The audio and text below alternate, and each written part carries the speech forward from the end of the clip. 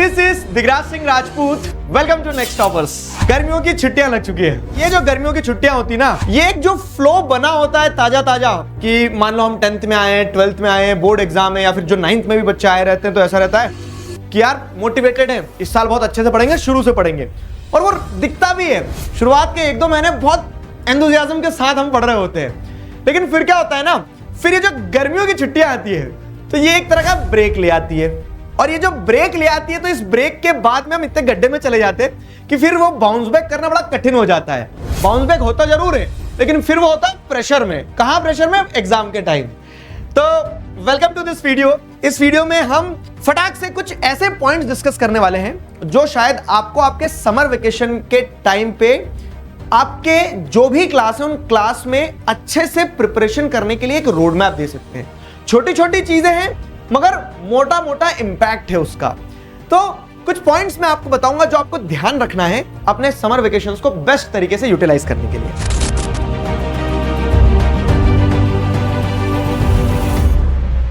देखो, सबसे पहली चीज तो क्या है ना, try covering your weaker section. क्या होता है ना, हमने लाइफ में ये चीज देखी है कि मान लो मैं बहुत ज्यादा क्या हो गया हूं, ओवरवेट हो गया हूं, तो मैं क्या कहूंगा, मैं ये कहूंगा कि काश मुझे समय मिल जाए थोड़ा सा, तो मैं अपने ऊपर ध्यान दूं, एक्सरसाइज वगैरह करूंगा और फिर देखो फिट हो जाऊंगा। तो वो समय की तलाश रहती है अपने आप को निखारने के लिए। And this goes for everything. जैसे आपको ऐसा भी लग रहा है ना कि यार मेरा मैथ्स थोड़ा कमजोर है, सोशल साइंस नहीं होने दूंगा मैं, चिंता मत करो, और मैथ्स भी नहीं होने देंगे आपके शुभित भैया। लेकिन अपन एग्जाम्पल मैथ्स का लेते हैं कि मान लो, ठीक है, मान लो मेरा मैथ्स थोड़ा कमजोर है, मेरा तो है ही, तो मैं क्या सोचूंगा कि मुझे थोड़ा सा समय मिल जाएगा ना, तो उस समय में उस कमजोर कड़ी को मजबूत करूंगा, उस पर फोकस करूंगा, उसमें बेसिक्स स्ट्रांग करूंगा।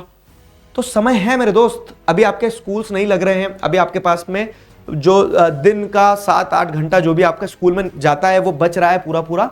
तो इस समर वेकेशन को ऐसे यूटिलाइज करो कि जो आपका वीकर सेक्शन है ना, उस चीज पे फोकस करो। वो आंसर राइटिंग हो सकता है, वो न्यूमेरिकल सॉल्व करना हो सकता है, वो कुछ भी हो सकता है।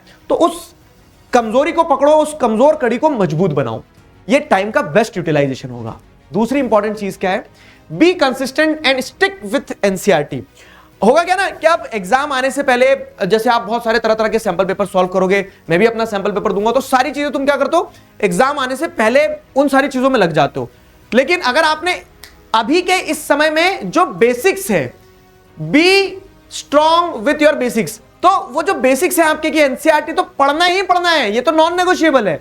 वो हम क्या करते हैं, वो अगर इस समय में स्किप कर देंगे ना, तो उधर एग्जाम आ जाएंगे, फिर तो ये सीबीएसई का सैंपल पेपर, ये सैंपल पेपर बुक, ये सैंपल पेपर, वो सैंपल पेपर, उसमें फिर आदमी हो जाता परेशान।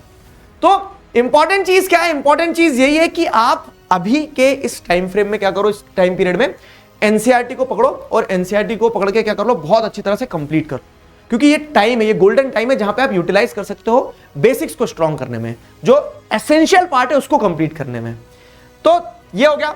तीसरी चीज, गो थोरो विथ दी सिलेबस। अब होता क्या ना कि यूजुअली ऐसा होता है, मैं एक पैटर्न बता रहा हूं। देखो 9 साल हो गए पढ़ाते पढ़ाते बच्चों को, ऑफलाइन ऑनलाइन सब कुछ, तो मैंने एक पैटर्न पकड़ा है। क्या पैटर्न पकड़ा है कि पढ़ता हर बच्चा है, बस ये है कि वो अलग अलग तरह से और अलग अलग समय पर और अलग अलग इंटेंसिटी के साथ पढ़ता है। कैसे?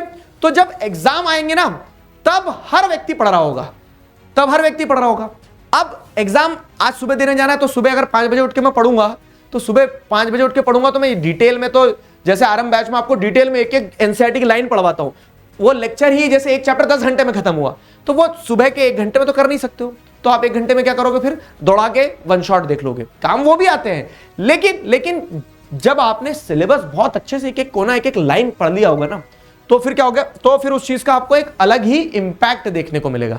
तो वही मैं कह रहा हूं कि अभी आपके पास में समय है, आपको क्या करना है, अपने सिलेबस को एकदम थोरोली समझ लेना है, बहुत अच्छे से एक एक कोना समझ लेना है, क्योंकि अभी समय है और समय का सदुपयोग कर सकते हो आप इन गर्मियों की छुट्टियों में। फिर इसके अलावा क्या है, don't leave your study habits. एक चीज होती है, देखो मैं खुद बोल रहा हूं, ये क्लास 10th है, ये आपका यूपीएससी का एग्जाम नहीं है, या फिर दुनिया का कोई भी कठिन ऐसा एग्जाम नहीं है कि आपको अपने आप को बड़ी शिद्दत के साथ जोड़ के रखना होगा। मैंने डे 1 से बोलते आ रहा हूं, रोज पढ़ेंगे, थोड़ा थोड़ा पढ़ेंगे। हम तो रोज पढ़ रहे हैं, थोड़ा थोड़ा पढ़ रहे हैं, लेकिन आपको क्या करना है ना, ये जो ब्रेक है, इस ब्रेक में ये ध्यान रखना है कि अब बिल्कुल नहीं पढ़ेंगे क्योंकि छुट्टियां लग गई है, ये नहीं करना है। खूब इंजॉय करो, ठीक है, सुबह शाम एक्सरसाइज करो, बाहर निकलो, गेम्स खेलो, स्पोर्ट्स खेलो, फैमिली वालों के साथ समय बिताओ, वेकेशंस पे जाओ, लेकिन अपनी स्टडी हैबिट को मत छोड़ो। 1 घंटा पढ़ो लेकिन रोज पढ़ो। समझ में आ रहा है? 1 घंटा पढ़ो लेकिन रोज पढ़ो। तो वो स्टडी हैबिट को मत छोड़ने, मतलब किसी भी स्थिति में स्टडी हैबिट्स मत छूटने देना, ठीक है। अब अगर आप देखेंगे यहां पे, तो अब ये मैंने आपको कुछ इंपॉर्टेंट टिप्स बताई है। अब आखिरी इंपॉर्टेंट टिप क्या है? Analyse your progress. क्या होता है ना कि स्कूल्स में किसी ना किसी प्रकार के टेस्ट चलते रहते हैं। कैसे टेस्ट चलते रहते हैं? स्कूल में हो सकता है स्कूल वाले आपका यूनिट टेस्ट ले रहे हैं, सरप्राइज टेस्ट ले लिया टीचर ने कभी। जैसे मैं भी क्या करता हूं, मैं भी आप देखोगे तो आरएम बैच में क्या हर संडे एक वो टेस्ट दे दिया, WPP दे दिया। तो होता क्या है, एक सिंपल फिलॉसफी मैं तुम्हें बता रहा हूं कि आगे पाठ होता है और पीछे सपाट होता है। मतलब कि आगे चैप्टर्स आते जाएंगे तो आप आगे के चैप्टर्स तो याद रखते जाओगे, लेकिन अगर आप उन चैप्टर्स को रिवाइज नहीं कर रहे हो, टेस्ट नहीं दे रहे हो, ठीक है, क्वेश्चंस प्रैक्टिस नहीं कर रहे हो, तो आप पीछे के भूलते चले जाओगे। ये फैक्ट है। हम कोई भी चिट्टी रोबोट नहीं, हम सब ह्यूमन बींग्स हैं। तो हमें क्या करना होगा ना, हमें ये करना होगा कि अब जैसे स्कूल्स भी नहीं लग रहे तो आपके स्कूल टीचर्स भी आपके पीछे नहीं लगे हैं, ठीक है। तो आपको ये चीज इंश्योर करनी होगी क्या, कि आप किसी ना किसी तरह से अपनी प्रोग्रेस को ट्रैक करते रहो। कि आप अगर पढ़ रहे हो, थोड़ा भी पढ़ रहे हो ना, तो वो क्वेश्चन सॉल्व करते रहना, वो टेस्ट देते रहना, अपनी प्रोग्रेस को चेक करते रहना। क्योंकि छुट्टियों में हो सकता है कि आप पढ़ भी रहे हो लेकिन आप क्या कर रहे हो, आगे बढ़ते जा रहे हो, पीछे जो पढ़ के आओ उसको कंसोलिडेट नहीं करो, उसको चेक नहीं कर रहे हो। तो ये भी एक इंपॉर्टेंट एस्पेक्ट है जो आपको ध्यान रखना है, भूलना नहीं है।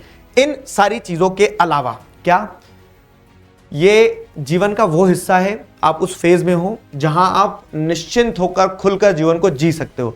तो गर्मियों की छुट्टियां मिलती हैं तो उनमें मेमोरीज क्रिएट करो, आम के पेड़ में पत्थर मारो, बस ये इंश्योर करना कि किसी के घर का शीशा ना तोड़ो, ठीक है। गर्मियों में नंगे पैर रोड पे दौड़ लगाओ, जरा लू लगेगी तो मजा आएगा, क्योंकि एक्सपीरियंस होगा ना, लू कैसी लगती फिर तो पता ही नहीं चल पाएगा। बड़े होने के बाद लू नहीं लगती है, बचपन में ही लगती है।